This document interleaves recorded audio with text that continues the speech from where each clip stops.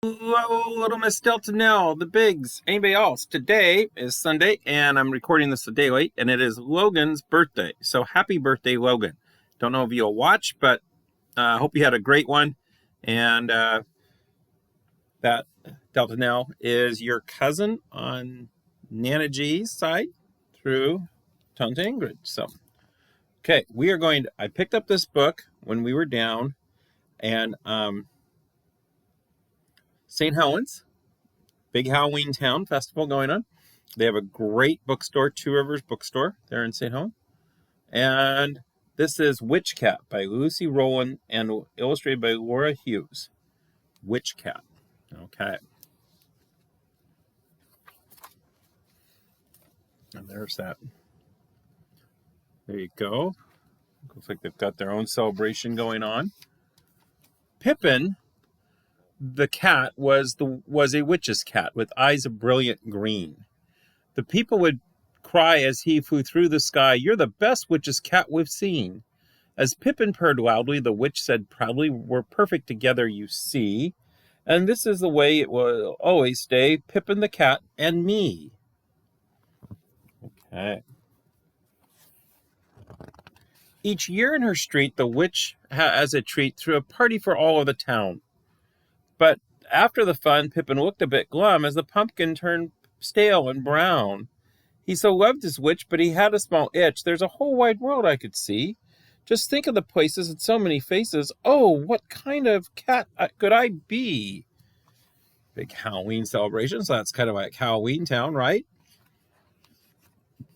"It's time to explore," Pippin waved a soft paw, and left by the light of the moon. He walked to the dock when he got a big shock. A pirate ship leaving quite soon. A man with a patch shook his head from a hatch and said, "Pippin, please help with our mice." The cat climbed aboard and looked at his sword. "A pirate's cat, that would be nice." Well, Pippin's going on an adventure. But nice it was not. The boat swayed a lot. It crashed up and down in the swell.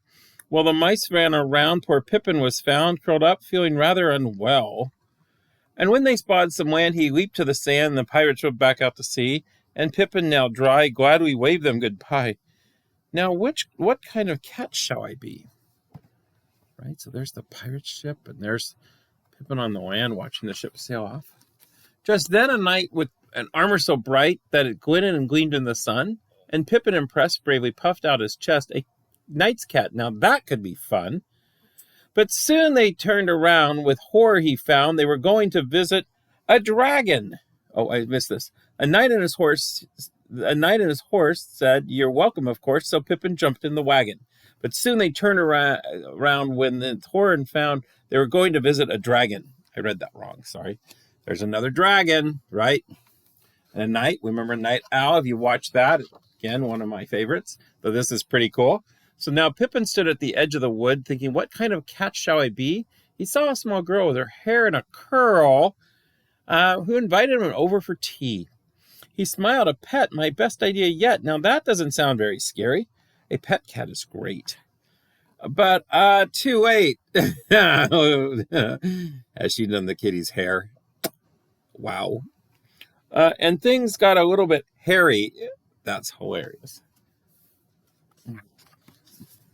For many days, he tried different ways to find out which cat he should be, but try as he might, it never felt right. Nothing felt right, and he thought, what's the matter with me? Look, trapeze, out on the range, airplane, gets dropped off. The months dragged on by till one day with a cry, Pippin saw an old broom in the street. "What cat should I be? I'm a witch's cat, me," and he hurriedly jumped to his feet. A witch's cat, yes, but he had made such a mess by leaving his witch all alone. "I'll go straight away. Oh, but what will she say? And which way," he wondered, "is home?" And just as the sun set, the cat, soaking wet, saw a pumpkin outside a front door. "The party," he said with a shake of his head, and he wiped a big tear on it with his paw.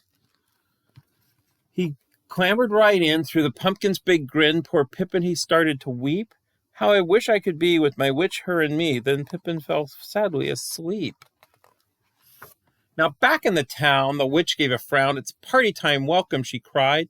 The people came, but it wasn't the same without Pippin the cat by her side. They brought her such treats, spiced apples and sweets, and the loveliest pumpkin she'd seen, with a huge smiley grin on its bright orange chin and eyes of such brilliant green.